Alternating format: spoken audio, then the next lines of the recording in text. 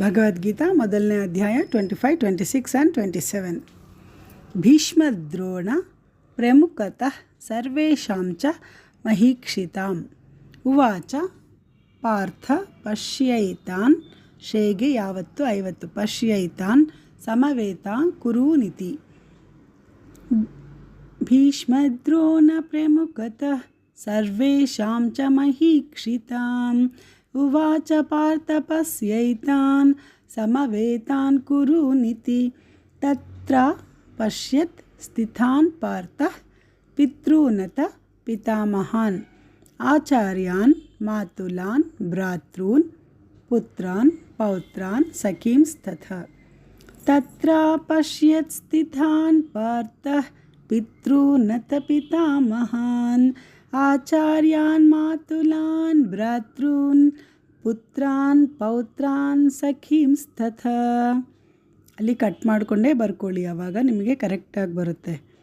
ಆಚಾರ್ಯಾನ್ ಮಾತುಲಾನ್ ಭ್ರಾತೃನ್ Putran. Okay.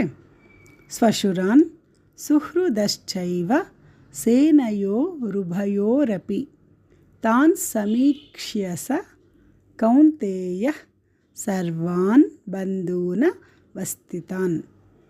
ಸ್ವಶುರಾನ್ ಸುಹೃದಶ್ಚೈವ ಸೇನಯೋರುಭಯೋರಪಿ ತಾನ್ ಸಮೀಕ್ಷ್ಯಸ ಕೌಂತೇಯಃ ಸರ್ವಾನ್ ಬಂಧೂನ ವಸ್ಥಿತಾನ್. ಭೀಷ್ಮದ್ರೋಣ ಪ್ರಮುಖತಃ ಸರ್ವೇಷಾಂ ಚ ಮಹೀಕ್ಷಿತಾಂ ಉವಾಚ ಪಾರ್ಥ ಪಶ್ಯೈತಾನ್ ಸಮವೇತಾನ್ ಕುರೂನಿತಿ.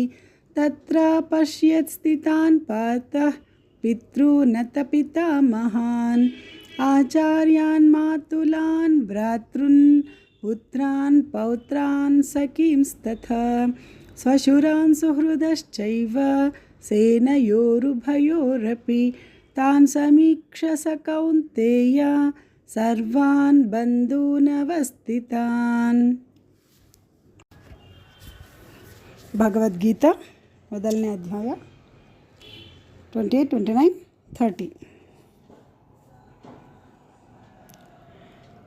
ಕೃಪಯಾ ಪರಯಾವಿಷ್ಟೋ ವಿಷೀದನ್ನಿದಮಬ್ರವೀತ್. ಅರ್ಜುನ ಉವಾಚ ದೃಷ್ಟ್ವೇಮಂ ಶೇಗೆ 50 ದೃಷ್ಟ್ವೇಮಂ ಸ್ವಜನಂ ಕೃಷ್ಣ ಯುಯುತ್ಸುಂ ಸಮುಪಸ್ಥಿತಂ. ಕೃಪಯಾ ಪರಯಾವಿಷ್ಟೋ ವಿಷೀದನ್ನಿದಮಬ್ರವೀತ್.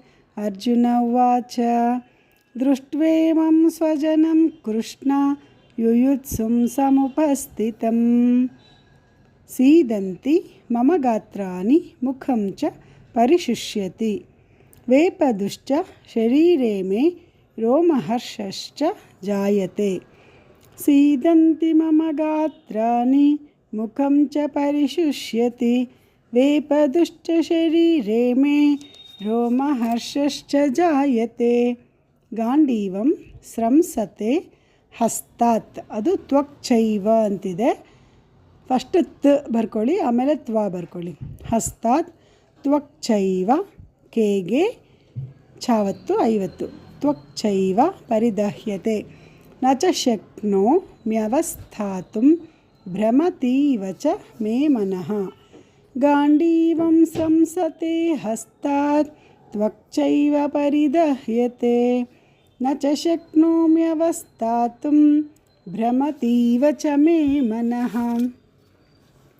ಕೃಪಯಾ ಪರಯಾವಿಷ್ಟೋ ವಿಷೀದನ್ನಿದಮಬ್ರವೀತ್. ಅರ್ಜುನ ಉವಾಚ ದೃಷ್ಟ್ವೇಮಂ ಸ್ವಜನಂ ಕೃಷ್ಣ ಯುಯುತ್ಸುಂ ಸಮುಪಸ್ಥಿತಂ. ಸೀದಂತಿ ಮಮ ಗಾತ್ರಾಣಿ ಮುಖಂ ಚ ಪರಿಶುಷ್ಯತಿ. ವೇಪದುಶ್ಚ ಶರೀರೆ ಮೇ ರೋಮಹರ್ಷಶ್ಚ ಜಾಯತೆ. ಗಾಂಡೀವಂ ಸ್ರಂಸತೆ ಹಸ್ತಾತ್ ತ್ವಕ್ಚೈವ ಪರಿದಹ್ಯತೆ. ನ ಚ ಶಕ್ನೋಮ್ಯವಸ್ಥಾತುಂ ಭ್ರಮತೀವ ಚ ಮೇ ಮನಃ.